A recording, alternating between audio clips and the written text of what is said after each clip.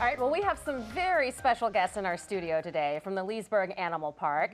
And I'm not just talking about Sarah and Rebecca, but they are here today to tell us about their fall festival, Pumpkin Village. And they're also going to introduce us to some of the animals from Leesburg Animal Park. So I want to say welcome, ladies. Thank you. Thank you, So, Julie. tell me about some of the animals that you're bringing on our show today. Do you want to step aside and grab one? Yeah. Okay. Yep. So our first guest here is Slinky, and she is a 15-year-old Colombian red-tailed boa constrictor. Right. So a pretty large-bodied snake that is from South and Central America. Okay. And she's not a snake that you would keep. Oh, you were going to put her on me. Yeah. Do you want to wear her? Heck yeah. She's not the kind of snake that you would take home and keep as a pet. So some people do keep these guys as pets. Obviously, Okay. they have a lot of special requirements. Right. Because it's such a large-bodied snake, she would need a really large enclosure. Of course, she's a Right. predator, so she's not eating carrots every day. Right. So she's eating other animals. Other animals. You said specifically mammals, usually warm-blooded mammals, but they'll also, of course, eat birds and sometimes even lizards and other Okay. snakes in the wild. She's beautiful. She is beautiful. So Okay. Slinky is 15 years old, and she is a little over 8 feet long right now. And you said how long, long can she get? The females are larger than the males, and they can get usually up to 10 feet, sometimes longer. We've definitely seen some that were anywhere from 12 to even 14 feet long. Okay. And she's pretty heavy. She's like 35 pounds? Yep, so she's 35 pounds. Yeah. They can get up to 60 I got her. pounds. If you want to let her go on the side. Okay. Wow. So, of course, she's a very large pretty. reptile, so she is cold-blooded, and she's sticking her tongue out right now, so she's smelling her environment, and that's helping her to find her food. Uh-oh, grab her. She's going, she's going. Yeah. And so, as you can see, she's kind of wrapping around us right now, and she is a constrictor, so she's not mistaking you for food. She No. definitely knows that you're larger I figured than that they, something she would eat. She knows that? She does definitely know that you're too big for her to eat. So she's Okay. trying to hold on because she's partially arboreal, which means these guys like to live in the trees. They'll spend a lot of So they time wanna hang. in the trees. So she's just trying to make herself comfortable. But I also by figured it's trying because to I'm wrap warm. around. She wants to stay warm. Yep, absolutely. Yep, Okay. she's cold-blooded, so she, you know, would be living in the tropical rainforest where it's very warm and Now, how often humid. does she shed? So how often they shed kind of depends on how much they're eating and how fast they're growing. They tend to shed a lot more when they're a little bit smaller and they're growing faster. Yeah. But she sheds usually probably about maybe once a month or so, depending on how wow. much she's eating. Maybe Okay. every few months. Okay, I gotcha. I gotcha. And so she's called the red-tailed boa because she does have these redder colors on her tail, and all these colors help her to blend in with the environment that she lives. Okay. All right, sweet girl. I would love to play with you some more, but I think we have some other animals that we got to see. You got her? She's heavy. Now I feel light as a feather once again. So not only do we have the boa constrictor, but you also brought... We brought a Bennett's wallaby. That's my our gosh, next a wallaby. guest. I He's cannot very wait to see cute. this. He's a favorite, and he's brand new to our park.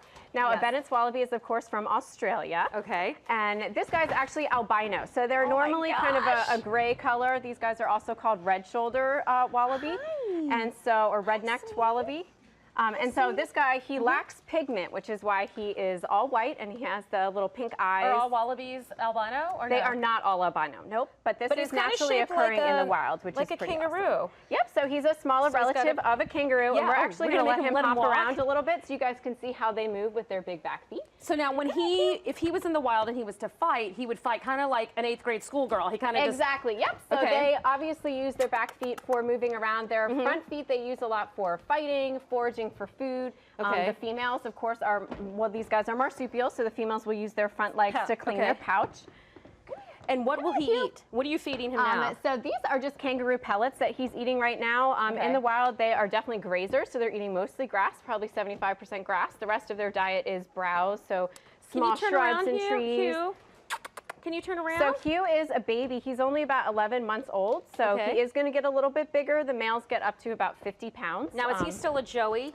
So he is still a joey, you have but more he's food. considered a joey at foot, which means that they're outside of the pouch. So And the by tail helps them stay steady, too. Exactly, yep. So they use their tail to balance, and it helps them with their movement. Who's your friend? Who's your pal?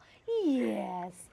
So since these guys are marsupials, they are born when they're really underdeveloped, and they go into their mother's pouch, which is where they finish developing for about 280 days. So they spend a lot of time in the pouch. Spend a lot of time with mom. Yep. Okay. I was hoping he was going to hop around, but I think he's hungry. Yeah, maybe When he you has hop? stage fright. Want to hop? Can you hop around? Come on, jump up and get down. No? see, Sarah? No. Okay, that's not going to work today. No, silly baby. Oh my gosh, she's so cute. So cute. Can I have one? So again, not a pet. Not a pet. Not a pet. This is definitely Okay. still a wild animal. He was hand raised, which is why he's relatively friendly with the keepers that he knows. I know. I don't have any more. I don't have any more. I don't. I'm so sorry. If she Good gives boy, me more, I will do that. you. Okay, I love the feet though. And they got the longer toe because again, that helps with the balance and it helps Helps them them to project balance. off. Yep. And, Okay. and also, if they have to fight, the males obviously fight. They're generally more solitary Okay. than social. So the males would definitely fight over females and stuff. So they would use those claws for that. And then our next guest is kind of like a family favorite because we know the theme song. Yes, so our kookaburra. next guest is Petrie. She is a kookaburra. So a Aw. kookaburra is another Australian animal, and this is a really fun bird that we use for shows all the time at our park. Okay. Now, Petrie is a type of kingfisher. So she's the largest kingfisher in the world. And kingfishers generally live around ponds and streams where they hunt for fish. Right. These guys live That in the explains- Australian outback Okay. where there's not necessarily a whole bunch of fish in ponds. So these guys have adapted their... Hi, Petrie. So they've adapted to eat all kinds of different things. They'll eat snakes, including venomous snakes, rodents, wow. lizards, all kinds of different things like that. So they're definitely a carnivorous bird. Wow. So, okay, so they'll eat things that they've adapted to doing things differently. Yes. Even with the beak though, because I would see that the beak is good for them to dive in and get So stuff. they're not necessarily, I mean, they will eat fish on occasion if they can get them, but Okay. they generally eat a lot of other types of things, including mammals and reptiles. And we don't want her to fly away, but she's beautifully marked. She is. And now these guys are called laughing kookaburras because they make a really fun call that kind of sounds like laughter. So we're going to try to see if she'll do it for us on Okay. command. All right, are you ready? Yeah. All right.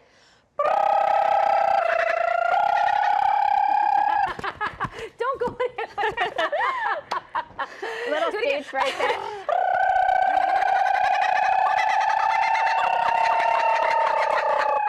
Good girl, Petrie. Good job. So, and that's a territory call that they'll make, and it's very contagious. So if one starts calling, they usually call back and forth together. It's the laughing kookaburra. Laughing and I just want to kookaburra. make note that it is a laughing kookaburra, and it didn't laugh until Kid O'Shea came back into the studio. And it laughed. Do it again.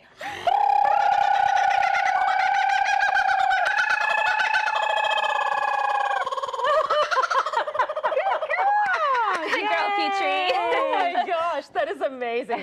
All right, guys, thank you so much for coming in. Thank you Again, for having us. The festival is happening now through. Yep, through November 7th, and we Okay. have all kinds of really fun things, wagon rides, pumpkins. It's a great time for the whole family. Yeah, come on out and have some fun. And then laugh one more time. More Thank you, Let's Talk Julie. Live right after the break.